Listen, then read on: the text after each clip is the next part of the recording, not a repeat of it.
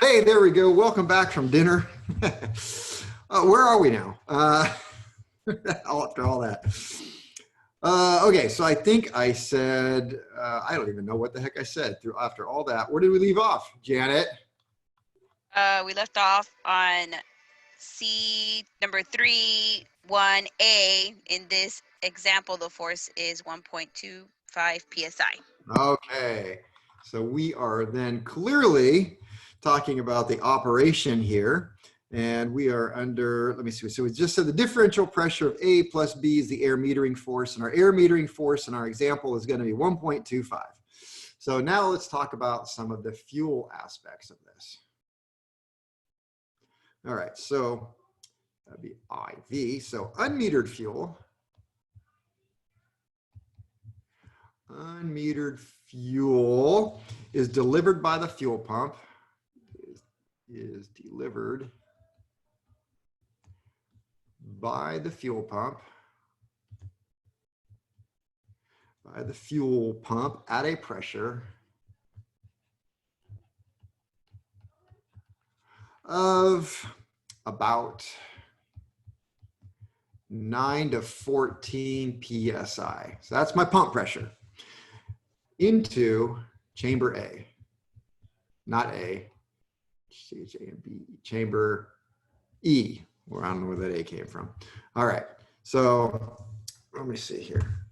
We could go to, here we go, this one. There's a neat drawing of kind of what I did. I suppose I could have just put this up there, but what fun would that have been? So we have, in A, we said we have, I think, 1.0, we had 0.25. We have fuel inlet, which is 9 to 14 psi. Just for some clarity here, we've said yellow would be our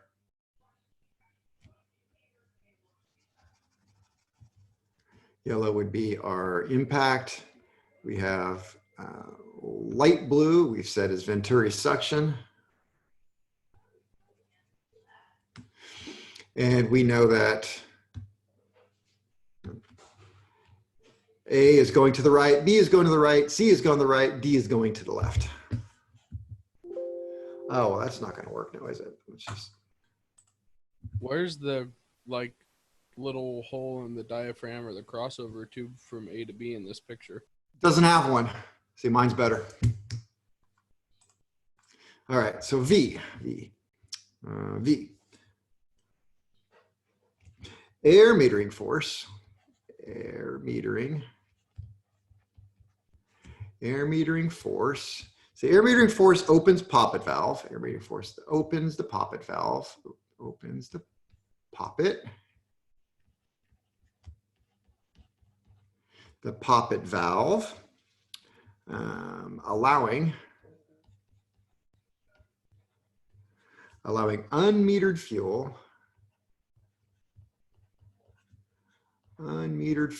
to enter chamber D, to enter chamber D. All right, so it's coming in through E and heading on into D. I'd just be quicker if that might mess you up if I keep bringing stuff over, huh? So I'll quit doing that. D. What are we going to say about that? So we will say this pressure in D. So this pressure in D is less than pressure in E because the poppet valve acts as a restriction. Because the poppet valve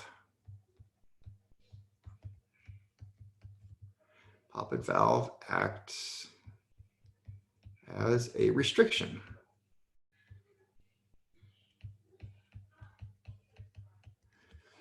So we have a restriction then and a pressure drop.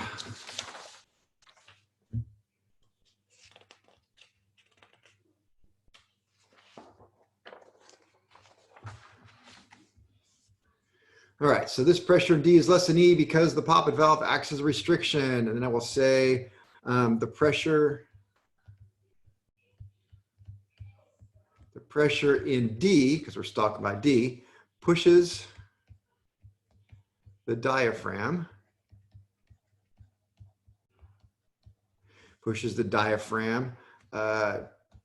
to the left. That's towards C,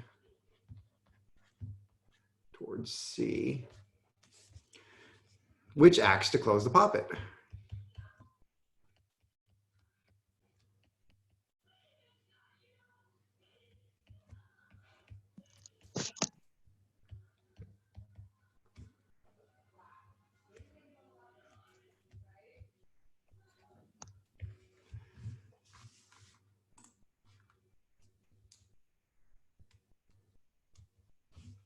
Guys keeping up okay?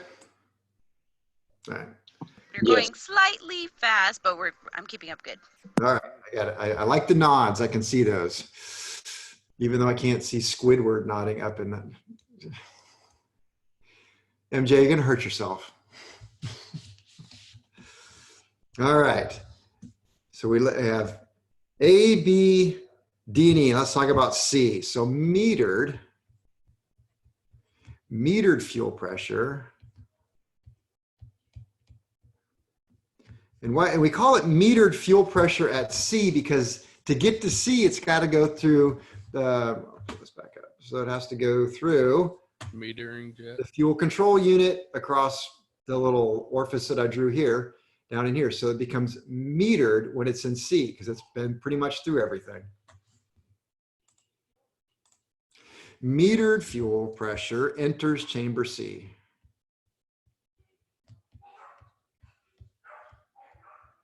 Chamber C. All right, metered fuel pressure. Metered fuel pressure is less than in D or E because the fuel passed through the fuel control unit. The fuel passed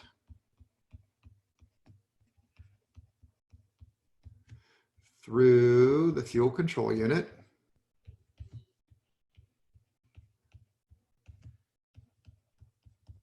Also called the FCU, fuel control unit. And the pressure is now regulated by the nozzle. And the pressure is now regulated by the nozzle, the discharge nozzle. And in this case, we're going to say this pressure is, hang on, say remains. This pressure remains at a constant. That is not the number I wanted. My pad is sticky tonight. 5 PSI. I know I said 6 before. We're going to make it 5 now. I told you I was going to probably change it. Pressure remains at a constant 5 PSI. All right, you guys with me? C. Yep. Okay. Yeah. All right. Now, because the poppet wants to be in equilibrium. Remember, you don't want, if it's out of equilibrium, it continues its travel all the way one way or all the way the other. It's got to be in equilibrium to stop. So it goes all the way to the right, you flood the engine. You go all the way to the left, you go to idle. So, okay, because the poppet, I say wants, but actually it needs to be, wants to be in equilibrium,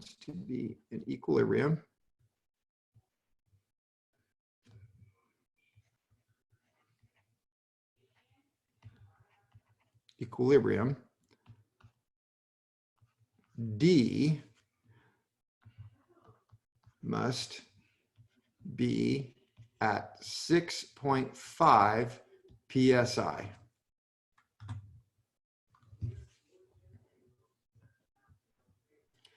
I'm going to show you why. We'll use this one.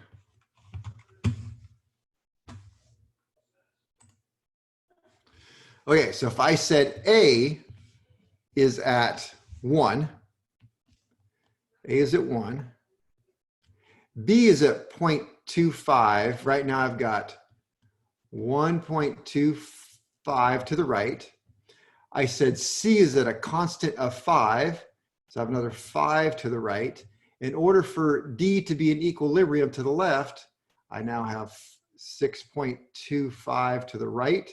What must I have going to the left? 6.25. I must have 6.25 to the left, and it is in equilibrium. So there you go. So that's what you've But got. you said 6.5 on the notes. Yeah. Oh, so my pen is sticking horribly bad. I'm actually writing stuff and looking up and it's not there. So 6 point, well, that obviously just looks like my mistake there. So. Blame it on the pen, Kev. Oh, no, I'm just saying, no, I had a lot to drink, dude. So 6. It is Friday. I know. It's Friday somewhere. Not actually tea in his cup there. It really is. In fact, it's only 1 tea bag, so by now it's just hot water. It's how pathetic my life has become. All right, so we can leave that there. Okay, because the pop point must be at 6.25. And that is to say that see, that froze, plus B plus C equals 6.25, and D equals 6.25.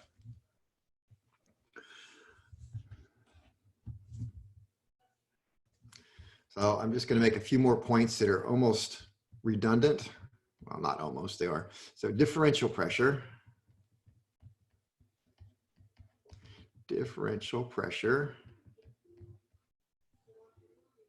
of D minus C equals fuel metering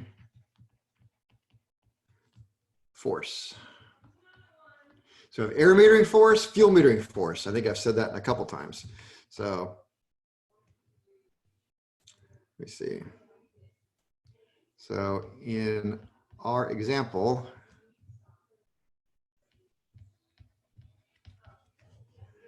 the fuel metering force equals 6.25 minus, what the hell? Oh, that's totally wrong. Just disregard that. I had a big thing on my notes here. What the hell are you talking about? So, no, that was good. We'll just get rid of that. Sorry. Can I undo what I did? Yes, I can. Let's get rid of that. There you go. Differential pressure of D minus C fuel metering force. We will just leave that there. All right, now let's move on and let's do something with this. So let's add throttle. Let's add throttle. So Kevin, Is that when supposed you to be like- have, go ahead, Janet. Is that supposed to be a D or? It is. It's way out here. Oh, okay. So when you have an equilibrium with the poppet, do you still have fuel flow? Absolutely. All right, let's look at this real quick here. Remember that in our tug of war, if A, B, and C is, I did not touch anything. Oh, that's just interesting.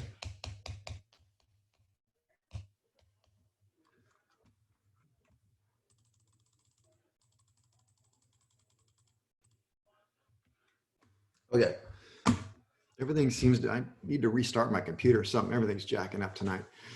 Something is actually like clicking and I don't want it to. All right. So if A, B, and C are, what did we have in our example there? 6.25 to the right? Yeah. It was. Yeah. Okay. So A, B, and C are 6.25 to the right.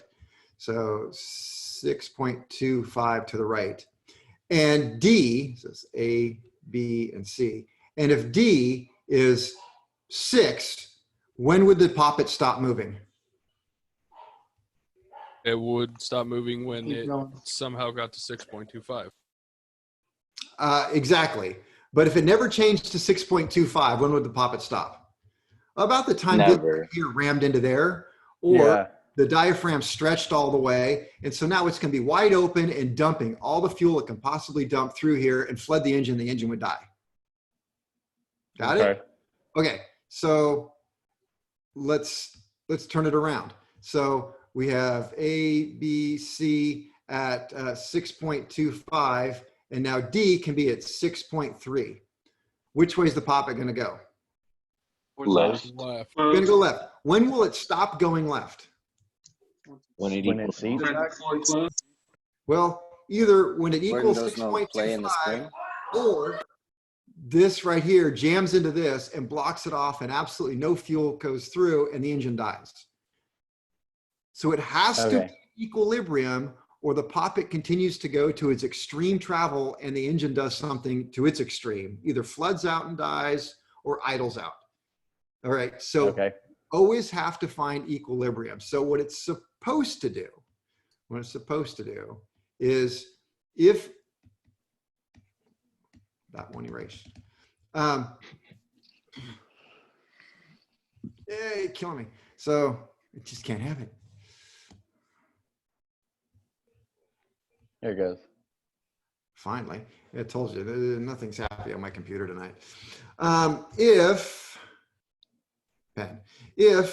we do start off with A, B, and C at 6.25, and at that second, right there, D is at 6.3, D is going to start pushing to the left, and it's going to close this down just enough to start limiting the fuel pressure, and when this gets to 6.25, it's going to stop. Okay. And if I open the throttle just a little tiny bit, and this goes to 6.3, it's going to push the poppet to the right, and it's going to open this up and allow just a little bit more fuel to come in until that gets to 6.3, and then it's going to stop. Okay. That makes sense. I'm actually going to write that here in a minute. So similar to that.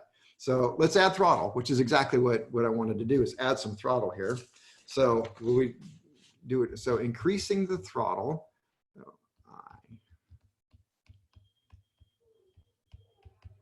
So increasing the throttle,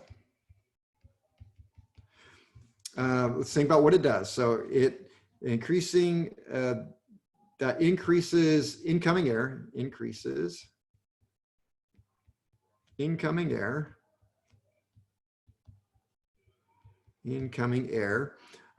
which hits the impact tubes, incoming air,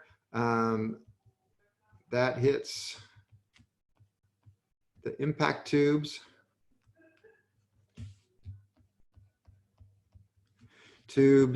and increases pressure in A. All right.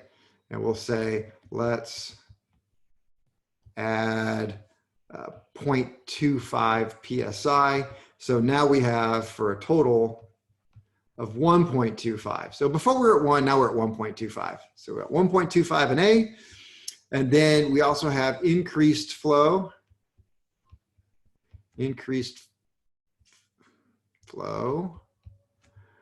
through Venturi.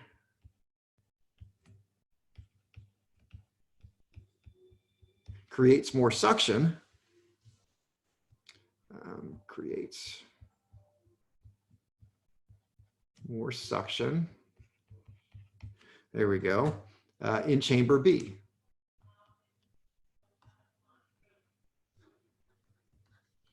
In chamber B. Well, let's add another 0.25. So let's add 0.25 for a total of 0.5. So now we've got 1.25 and then 0.5. So that is A plus B equals what? Air metering force. Thank you. AMF. So the air metering force now equals. 1.25 plus 0.1 or 1.75. 1.7. Yep. 1.75, 1 PSI. And what is that going to do? Gonna move it to the right. Yep. Which opens the poppet. Now something's got to happen or the poppet's going to keep on opening, and we don't want that, right? That would be very bad if it just kept on opening and opening and opening. So something has to counteract it and bring it back the other way. So more fuel enters D. More fuel entered D because the poppet opened more. So more fuel enters D, which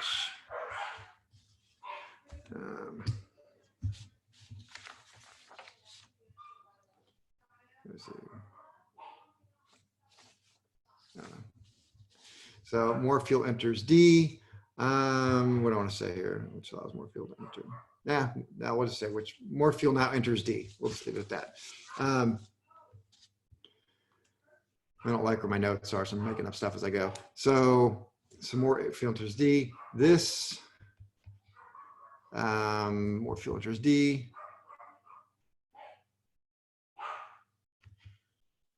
This fuel flows past.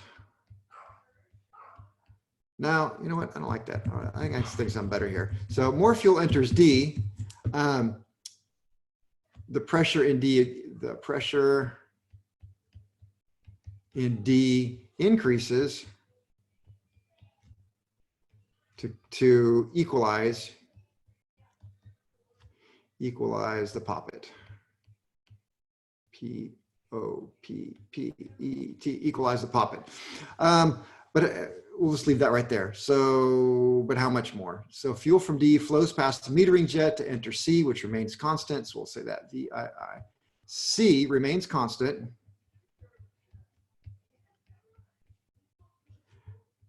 At 5 PSI, it does not change. So what does D need to be? 1.75. So, well, let's find out. So to keep poppet to keep. Sorry to interrupt, Kevin. I think 675. 6.75. Go ahead, Kevin. What's the matter? I think you might have missed a point. You went from from 5 to 7 instead of 5, 6, 7. Oh, because I'm making it up as I go. Oh. There we go. To keep the poppet in equilibrium,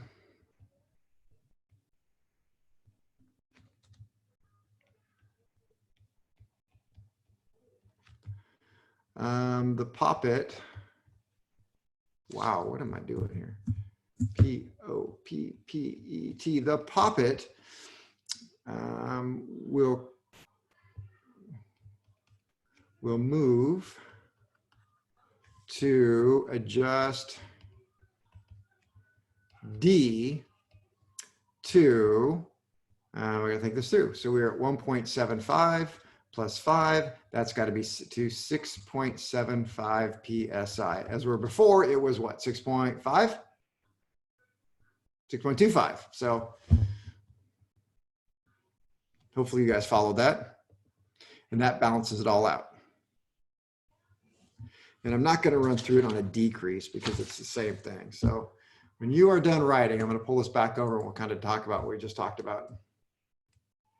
Are you eating, Kevin?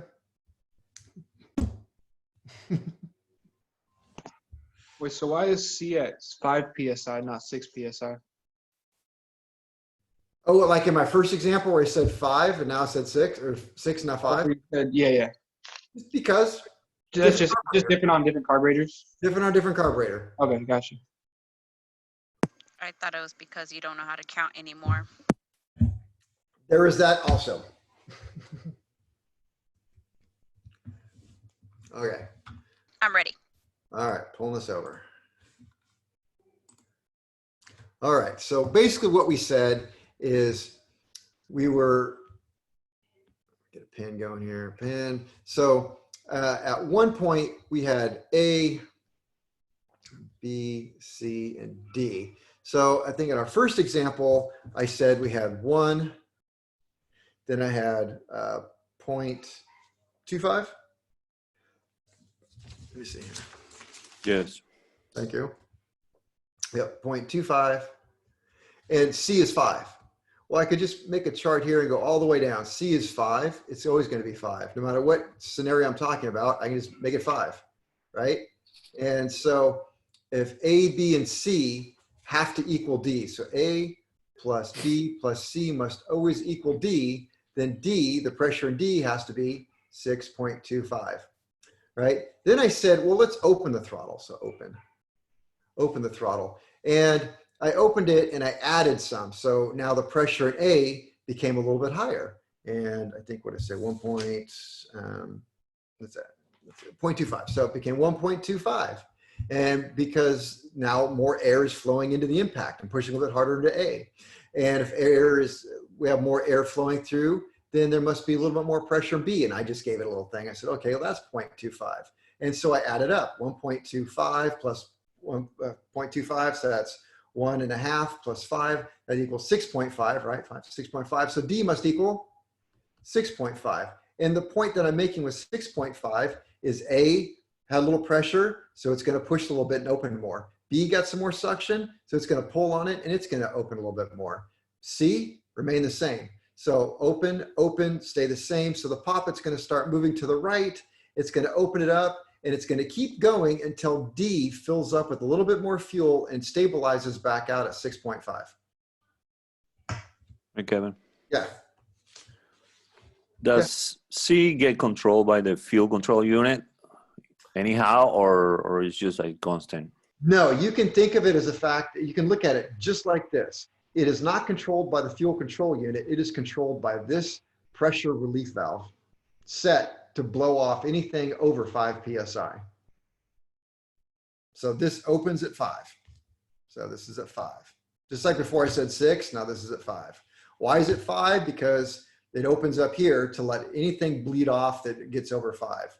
If I bump this up to 6, this is going to open up a little bit more and it go right back to 5. So it's never going to be anything other than 5. Excuse me, if we open the throttle, it will be suction more, so it will be not 0.25 but 0.5, right? Yeah, oh, that's what it was. Yeah, thanks. That was, get around my microphone here, eraser. There we go. That was the problem. Thanks. If we open the suction up a little bit, open a little more, then we did get more suction. I said 0.5. So now we got 1.75 plus 5, that'd be 6.75 has to equal it. So A plus B plus C must equal D. So we add some throttle, moves moves the poppet to the right, and then more fuel comes in to equalize it out, 6.75. It stops moving, boom, in equilibrium. So now we're flying along in equilibrium. And I say, well, okay, now why don't we decrease the throttle? Let me see here. How about we decrease the throttle? All right, so we close the throttle some. I'll bring down the throttle. All right, so it's the same thing in reverse. So now I get less impact air coming in and I get less suction. So I don't know, what are we gonna regulate down to? Well, we could go, I'm gonna screw myself over. So we come all the way down, we'll say, well, we got 0.75 here and maybe 0.1 here. I don't know, I'm just making up numbers. So if this goes down, we lose pressure in A, we lose pressure, or it's less suction in B, and then the poppet's going to start moving to the left. At what point is it going to stop moving to the left? So it'll be 5.81, right? No, not 8.5. 8.5. 5. So when it gets to 5.85, boom, the poppet stops, it's in equilibrium, everybody's happy. So, you know, we could just do this exercise over and over. You open the throttle, you get more A, you get more B, it starts opening it up. And because it starts opening up, you get more fuel comes in through here. And then that pushes back on it and stops it from moving. Now it is more to the right. So every time you add A and add B, it is going to move to the right. We just have to stop it from keep moving. And it will, so to open up a little bit. So we could say that, I don't know if I can do this. So like it was right. So in example A, it was 6.25. We could say, okay, so right here is 6.25. And right here is going to be at 6.75. And right here is going to be at 5.85. So it's just where it's going to stop with those numbers. And it would decrease all the way till it hit the idle circuit, basically, right? Or idle. And at some point, it's going to go all the way down until it hits that idle spring, and then bam, now it's done. And now it's And done. then, Kevin, in addition to that, does that mean that C can only be below 5 when the engine's like not running anymore, or the fuel pump failed or something, right? Okay, so we're going to get into some nuances. So down at idle, then all bets are off on these numbers. These numbers mean nothing at idle because you're just holding the poppet valve open and you're letting it. Well, the only number that some things are going to make sense though. Hang on. So at idle, all numbers are off except for one, and you tell me why. So this is still going to be at 5. Why is it still going to be at 5? Because it's doing its job properly. Because it's not going to open until it hits 5. So if it's at 4, that discharge nozzle is not open. It's not doing anything. Unless we've got a different type of system that holds it open. But in this particular system, it's got to be 5. So it's just a combination of 5 and C and spring and A. So we got the 5 and the spring, and that's what we got. Those two things, and it's going to run.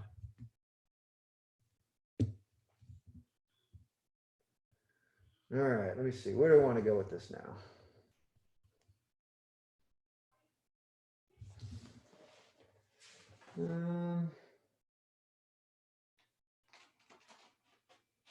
I think we'll do this because it is a Friday. I don't want to hurt you too much. And this is something that we're going to need to go over a couple of times. Yeah, this has been a lot. I know. So I'll let you put your pens down and you can just kind of watch what's going to happen here. And let me see. Are you watching a video? No. Yeah, you're going to watch the video. With a guy. It's going to sound a lot like me just talking in an unrehearsed fashion, but it's a video. So.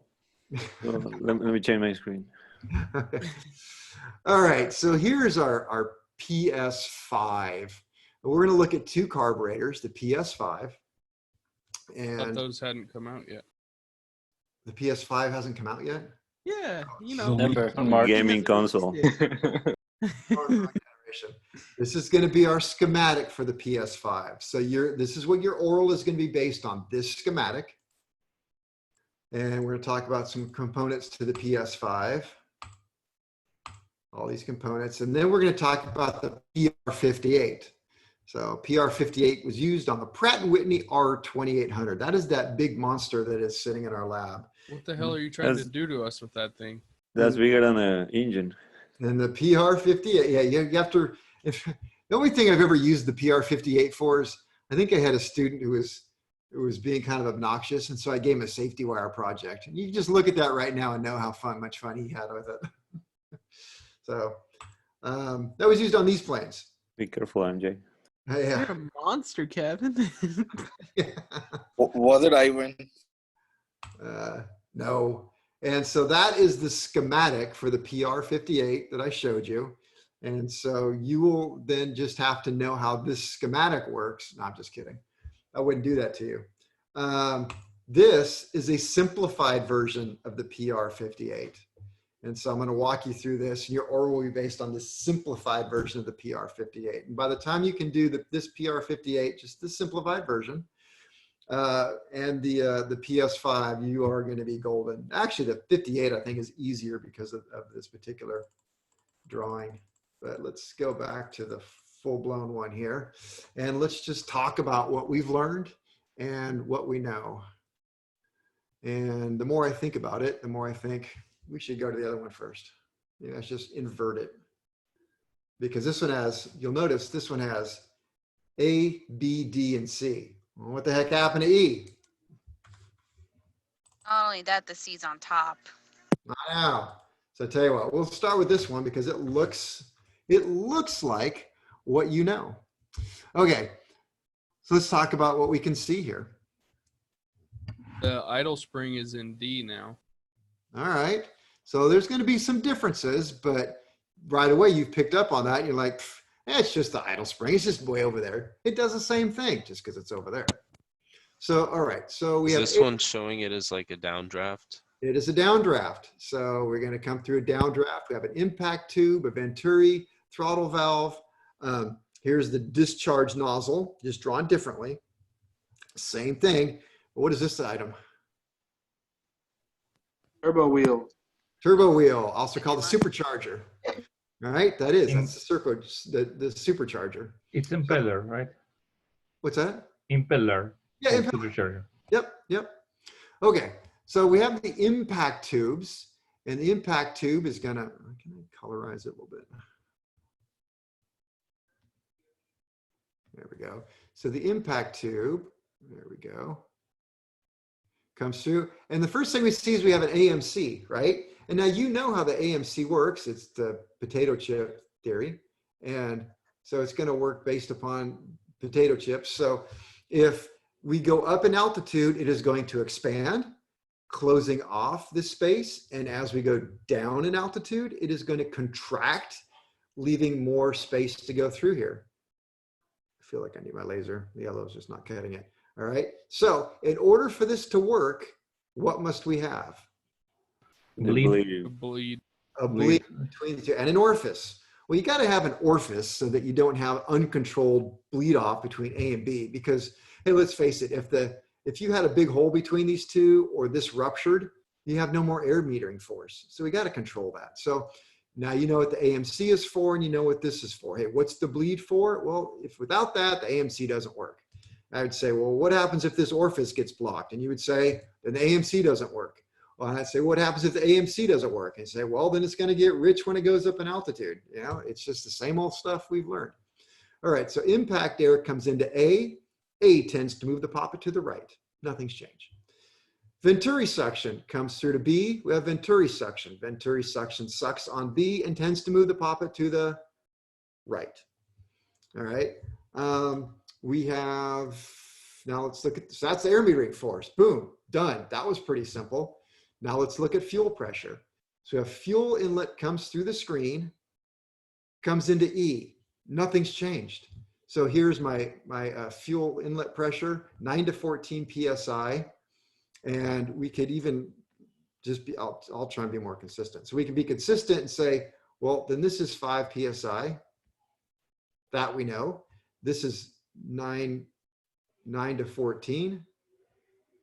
And so if this is 5, then this is 5, and that's 5, and that's 5, and this is 5, and this is 5, and this is 5, right?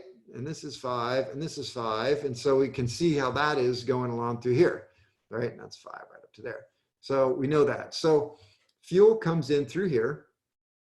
It is, but instead of just, well, before we had it going up to the fuel control unit, now let's just follow and see where it goes. So, all right, it comes through here, and it's going to go down. And this represents kind of the fuel control unit, this little area right here. So here we have an idle mixture valve, which is linked to the throttle. So we know that we have an idle spring holds this open at idle. We can't just not have any sort of metering.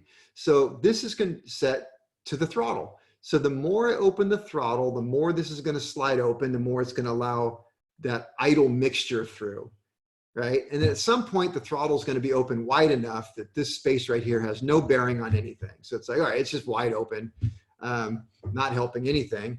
So then we come up, now we have the main metering jet. And you guys understand what the main metering jet is, right?